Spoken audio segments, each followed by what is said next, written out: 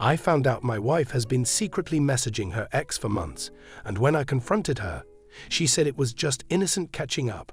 I don't know what to believe anymore. I've always trusted my wife, Claire. We've been married for 6 years, and while our marriage isn't perfect, it's always felt solid. I'm 34 and Claire's 32. We met in college, and from the moment we got together, I knew she was the one. So when I found out she had been secretly messaging her ex-boyfriend, someone she hadn't mentioned in years, I felt like the ground had been ripped out from under me. It started off innocently enough, or at least that's what she claims, but I don't know what to believe anymore. It all started a few months ago. Claire's phone had been going off more than usual, which wasn't typical for her. She's always been pretty open about who she's talking to, friends, family, co-workers, but lately she'd been a bit more secretive, often tilting her screen away when I walked by. I didn't think much of it at first. I figured she was just caught up in something related to work or gossip with her girlfriends. But over time, my gut told me something wasn't right. I brushed off the uneasy feeling for a while, convincing myself that I was just being paranoid.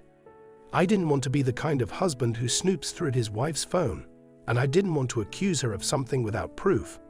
But the more I ignored it, the stronger the feeling grew. Claire was staying up late, texting in bed while I was trying to fall asleep. She'd smile at her screen, and when I asked her who she was talking to, she'd brush it off and say it was just a friend. But something about the way she said it made my stomach turn. One night, when Claire was in the shower, I gave in to the nagging feeling. Her phone was sitting on the nightstand, and without thinking, I picked it up. My heart was racing as I opened her messaging app, fully aware of how much I was invading her privacy. I didn't want to do this, but I felt like I had to know. And that's when I saw it, her ex's name, right there at the top of her chat list. My heart dropped. They had been messaging back and forth for months, and I had no idea. At first, I just stared at the screen, unable to process what I was seeing. The messages were casual, nothing overtly romantic. But the fact that she had been talking to him behind my back was enough to make my blood boil. Why hadn't she told me? Why had she kept this a secret?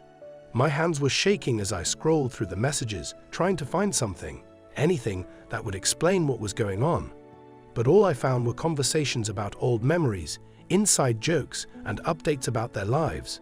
When Claire got out of the shower, I couldn't hold it in any longer. I confronted her right there in the bedroom. "Why have you been messaging your ex?"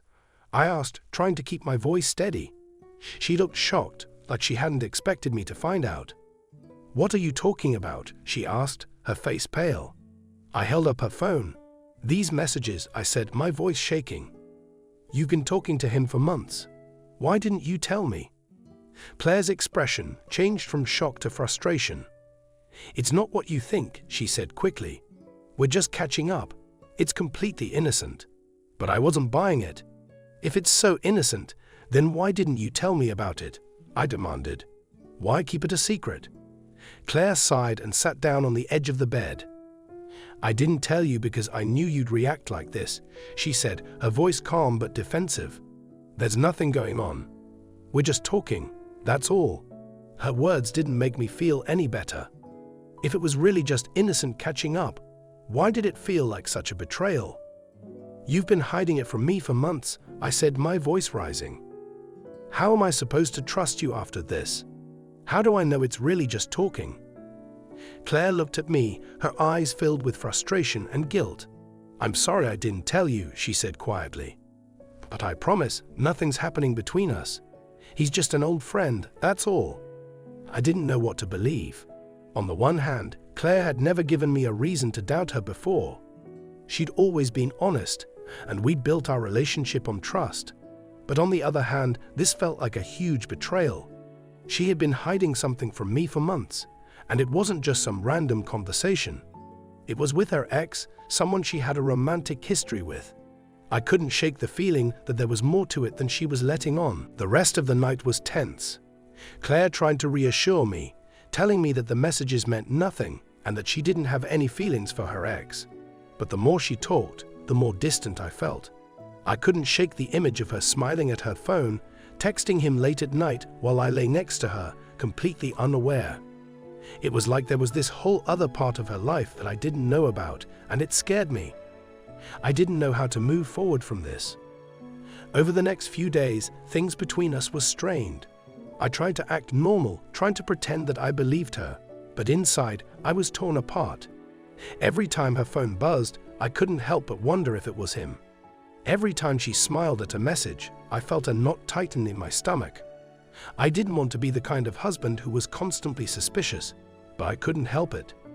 The trust we had built over the years felt shattered, and I didn't know how to put the pieces back together. I asked her to stop talking to him. It wasn't an ultimatum, but I told her how much it was hurting me and how I needed some reassurance. Claire agreed, saying that she didn't want to do anything that would jeopardize our relationship. She promised to cut off contact with him, but I could tell she was reluctant. Part of me wondered if she was only agreeing to make me feel better, not because she really wanted to stop, and that made me feel even worse. A week went by, and things seemed to get back to normal. Claire stopped messaging her ex, or at least that's what she told me. But I couldn't shake the feeling that something was still off. I tried to trust her, tried to believe that she was being honest, but the doubt gnawed at me. Every time she was on her phone, I found myself wondering if she was secretly talking to him again. It was like this invisible wall had been built between us, and no matter how hard I tried, I couldn't break it down. One night, after a few drinks with friends, I couldn't hold it in any longer. I told one of my closest friends what had happened, hoping he could give me some advice. He listened quietly as I explained everything. How I had found the messages, how Claire said it was just innocent catching up, and how I didn't know what to believe anymore. When I finished, he looked at me with a mix of sympathy and concern. "Man, that's tough," he said. "I don't know what I'd do in your situation. But if she's being honest, you've got to find a way to trust her again. Otherwise, it's going to eat you alive." His words stuck with me. I knew he was right. If I couldn't find a way to trust Claire, our marriage was doomed. But how was I supposed to trust her when she had already broken that trust? The more I thought about it, the more confused I became. I didn't want to lose her, but I also didn't want to live in a constant state of suspicion. It was tearing me apart, and I didn't know how to fix it. That weekend, Claire and I went out to dinner. It was supposed to be a relaxing night, a chance for us to reconnect and put everything behind us. But as we sat across from each other at the restaurant, I could feel the tension between us. Neither of us said much, and when we did talk, it was small talk, nothing deep, nothing about what had happened. I wanted to bring it up, to talk about it, but I was afraid of where the conversation would lead. I didn't want to ruin the night, but I also didn't want to keep pretending like everything was fine. Finally, as we were driving home, I couldn't take it anymore. "Are you still talking to him?" I asked, my voice barely above a whisper. Claire looked at me, her face filled with frustration. "No, I'm not," she said firmly. "I told you I'd stop, and I did. What more do you want from me?" I didn't know how to answer that. I didn't want to be that guy, the one who's always suspicious, always questioning. But at the same time, I needed more than just her word.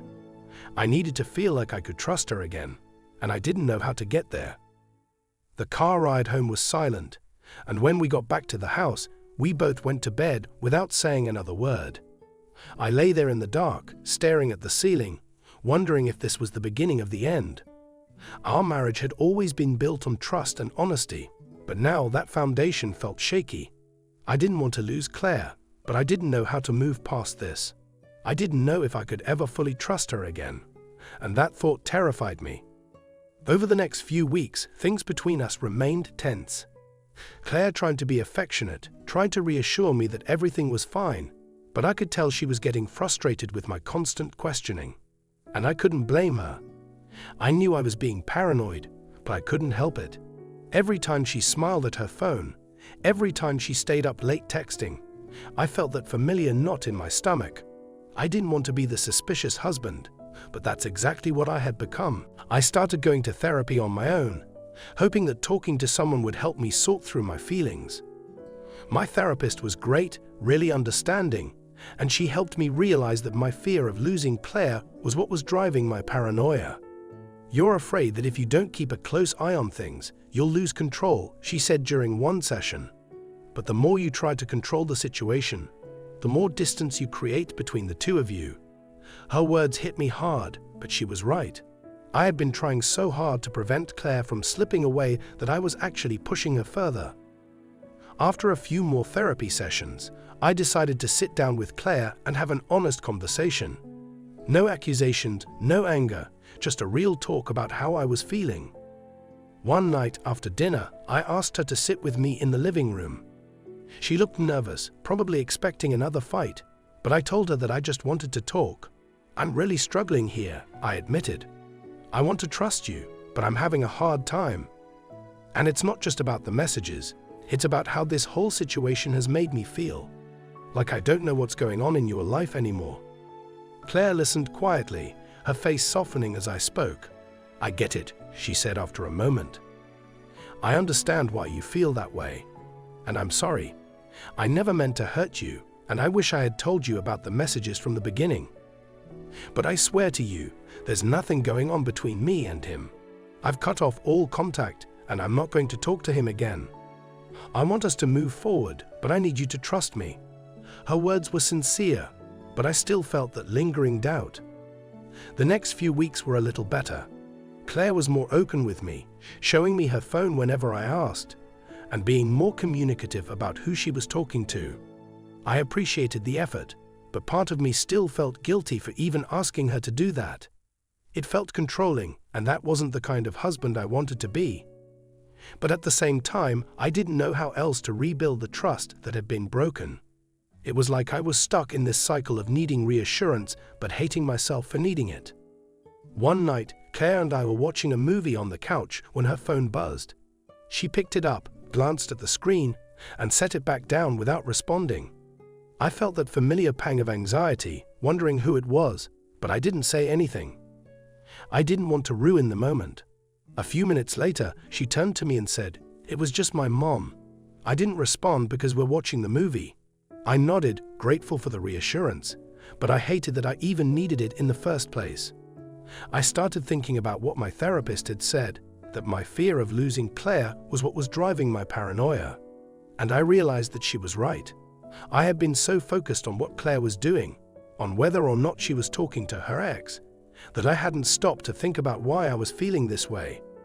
Deep down, I was afraid that our marriage wasn't as strong as I thought it was. I was afraid that if I didn't keep an eye on things, I would lose her.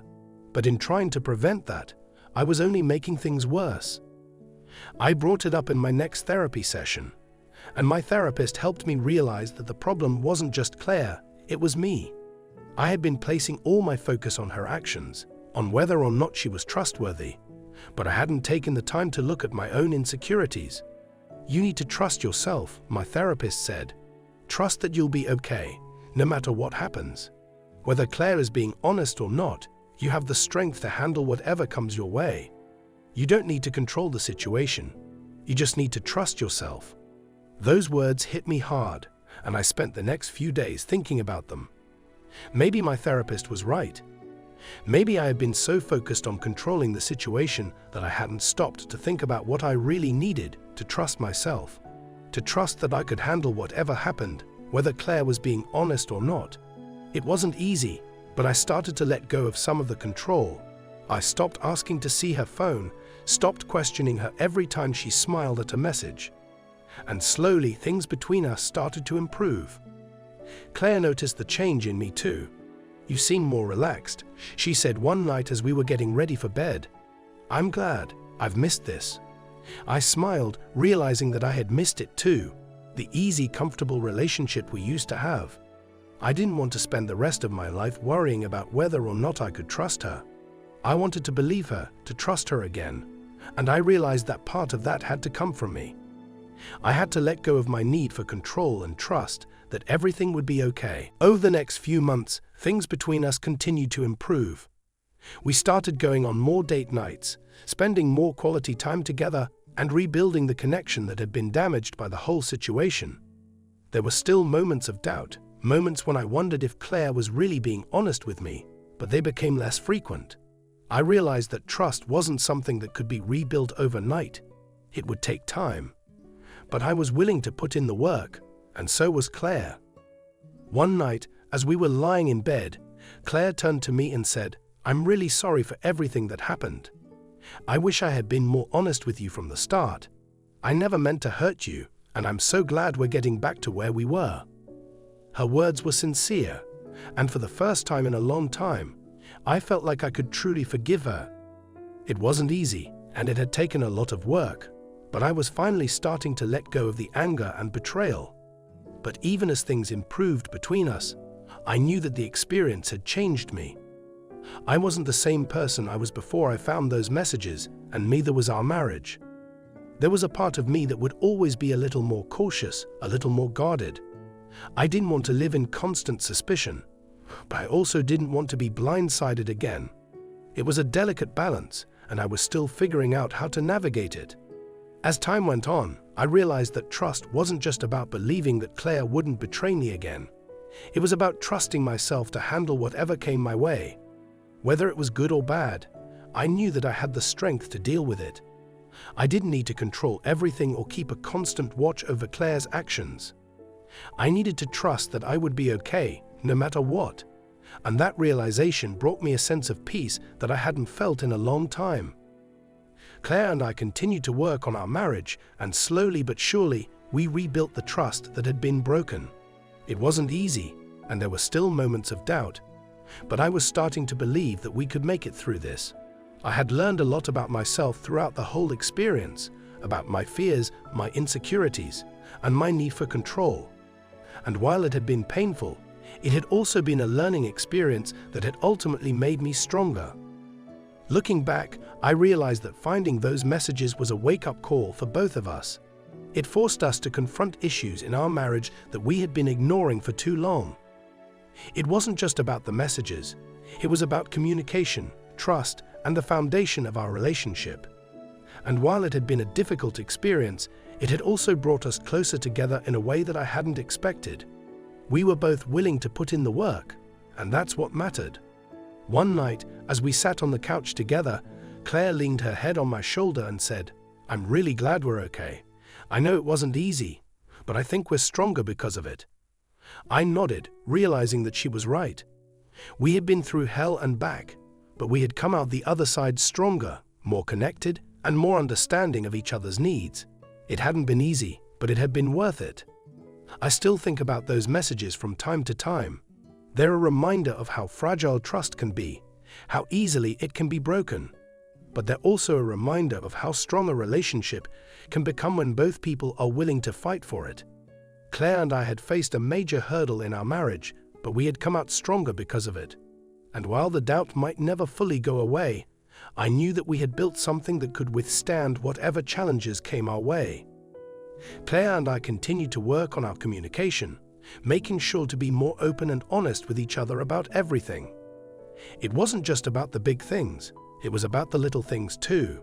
The small moments of connection, the conversations that we used to take for granted. We were rebuilding our relationship, one step at a time, and while it wasn't perfect, it was real.